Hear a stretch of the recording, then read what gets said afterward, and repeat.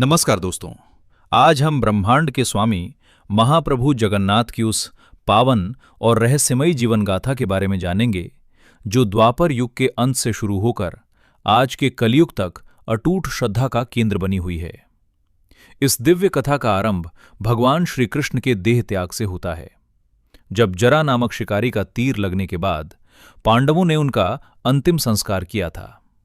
लेकिन आश्चर्यजनक रूप से भगवान का हृदय अग्नि में नहीं जला और एक दिव्य पिंड के रूप में धड़कता रहा, जिसे आकाशवाणी के अनुसार अर्जुन ने एक लकड़ी के लट्ठे में सुरक्षित कर महानदी में प्रवाहित कर दिया था।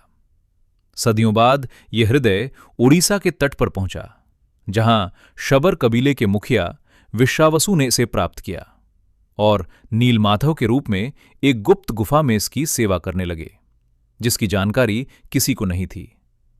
उधर मालवा के प्रतापी राजा इंद्रद्युम्न, जो भगवान विष्णु के परम भक्त थे, उन्हें जब नीलमाधव के बारे में पता चला तो उन्होंने अपने मंत्री विद्यापति को उनकी खोज में भेजा, जिसने चतुराई से विश्वावसु की पुत्री ललिता से विवाह कर उस गुप्त स्थान का पता लगाया।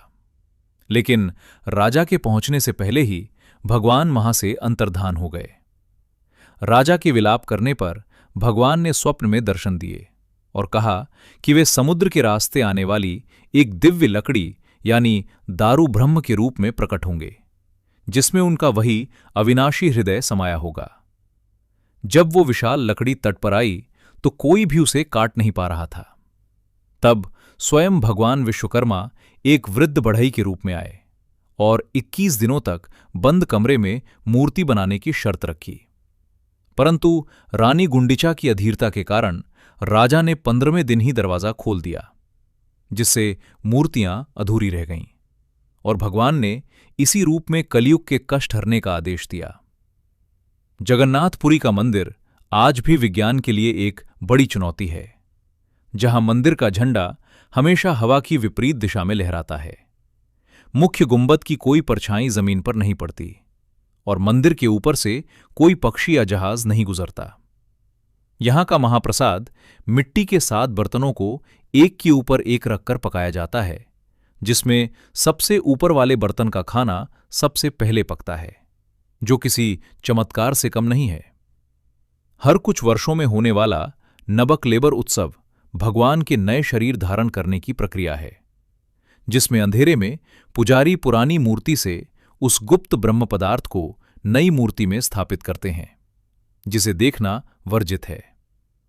साल में एक बार निकलने वाली भव्य रथ यात्रा ईश्वर का अपने भक्तों के बीच आने का उत्सव है, जहां राजा खुद सोने की झाड़ू से रास्ता साफ करते हैं, जो ये संदेश देता है कि भक्ति में कोई ऊंच नीच नहीं होती।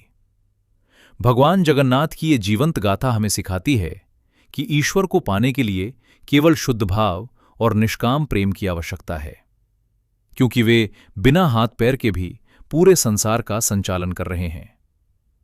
अगर आपको जगत के नाथ की ये कथा प्रेरणादायक लगी हो तो कमेंट्स में जय जगन्नाथ जरूर लिखें। वीडियो को लाइक और शेयर करें और ऐसी ही दिव्य गाथाओं के लिए हमारे चैनल को सब्सक्राइब करना न भूलें। प्रेम से बोलिए जय जगन्नाथ।